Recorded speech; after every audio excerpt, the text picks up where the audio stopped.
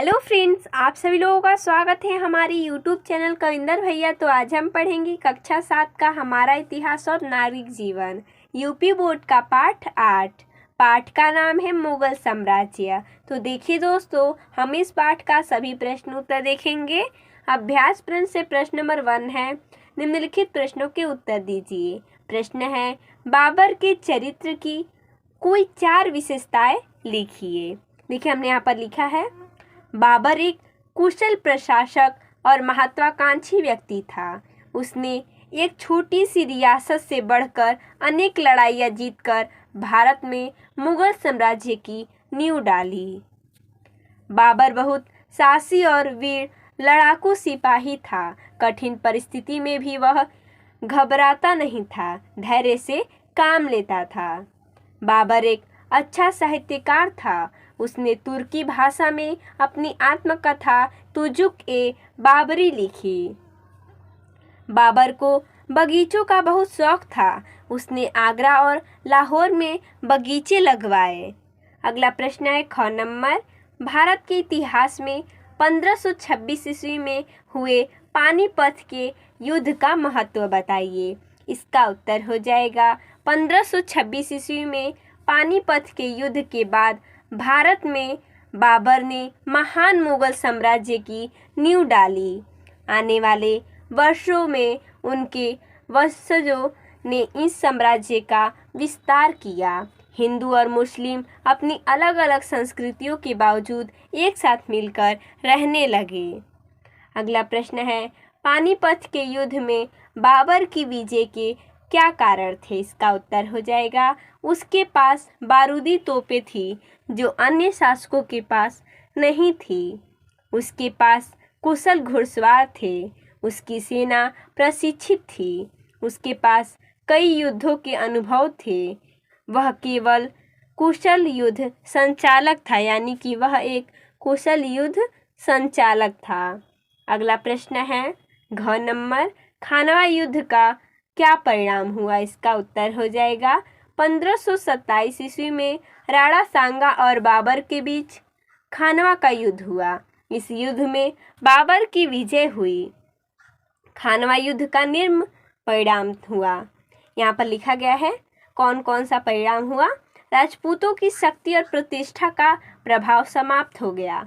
मुगल वंश की नींव सुदृढ़ हो गई।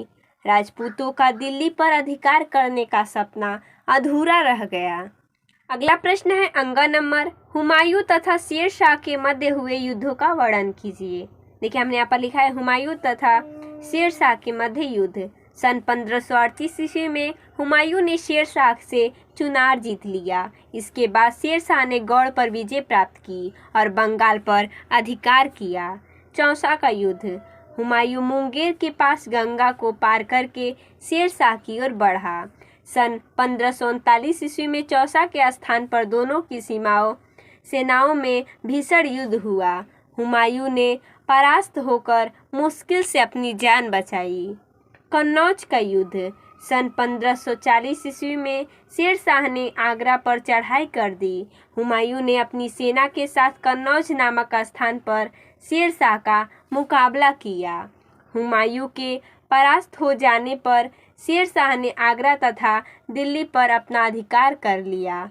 वह शेर शाह सूरी के नाम से भारत का शासक बना। हुमायूं सिंध होते हुए फारस चला गया। 4 नंबर प्रश्न है, हुमायूं ने पुनः अपने राज्य को किस प्रकार प्राप्त किया। इसका उत्तर हो जाएगा, शेर शाह की मृत्यु के बाद उसका साम्राज्य दिन प्रतिदिन कमजोर होता गया। हुमायूं ने अपने साम्राज्य को पुनः प्राप्त करने के प्रयास तेज कर दिए। उसने फारस के शासक की मदद से कंधार, पंजाब, आगरा और दिल्ली पर अपना अधिकार कर लिया। अगला प्रश्न 2 नंबर है, निम्नलिखित कथनों में सही कथन के सामने सही तथा गलत कथन के सामने गलत का निशान लगाए। देखिए हमने यहाँ पर लगाकर दिखाया है, बहादुर शाह हुमायूं का मित्र था। देखिए कह रहा है कि बहादुर शाह हुमायूं का मित्र था, ये क्या है, गलत है। अगला, हुमायूं की मृत्यु चौसा के मैदान में हुई थी, ये क्या है, गलत है। अगला है, चौसा के युद्ध में हुमायूं की विजय हुई थी, ये भी क्या है, गलत है। अगला प्रश्न है, स्तंभ क तथा स्तंभ ख में दिए हुए तथ्यों को सुमेलित कीजिए यानी कि मिलान कीजिए। देखिए हमने यहाँ पर करके दिखाया है। हुमायूं की मृत्यु, चौसा का युद्ध, गुजरात का शासक, कनौज का युद्ध। तो देखिए हमने यहाँ पर किया है, हुमायूं का मृत्यु कब हुआ था? 1556 ईस्वी में। चौसा का युद्ध 1539 ईस्वी में। गुजरात का शासक बहादुर शाह। कन्नौज का युद्ध किनके मध्य हुआ था? हुमायूं तथा शेरशाह के। अगला देखिए यहाँ पर रिक्त स्थान दिया गया है, खाली स्थान भरिए। देखिए हमने यहाँ पर भर के दिखाया है। भारत में मुगल साम्राज्य की स्थापना ने की थी। यहाँ पर डॉट डॉट दिया गया है, तो भारत में मुगल साम्राज्य की स्थापना किसने की थी? तो बाबर ने। यहाँ पर भरा जाएगा बाबर ने। अगला है, बाबर और राणा सांगा के बीच नामक स्थान पर युद्ध हुआ था। तो बाबर और राणा सांगा के बीच कौन सा नामक स्थान पर युद्ध हुआ था? तो खानवा नामक। अगला है, बाबर ने अपनी आत्मकथा भाषा में लिखी। तो बाबर ने अपनी आत्मकथा किन भाषा में लिखी? तो तुर्की भाषा में। अगला देखिए दिया गया है, पाठ के आधार पर निम्नलिखित तालिका पूर्ण कीजिए। देखिए हमने यहाँ पर पूर्ण करके दिखाया है। दिया है 1526 ईस्वी, 1527 ईस्वी, 1529 ईस्वी, 1529 ईस्वी। देखिए हमें यहाँ पर मिलान करना, ये सन दिया गया है और यहाँ पर युद्ध का नाम दिया गया है, तो हमें मिलान करना है।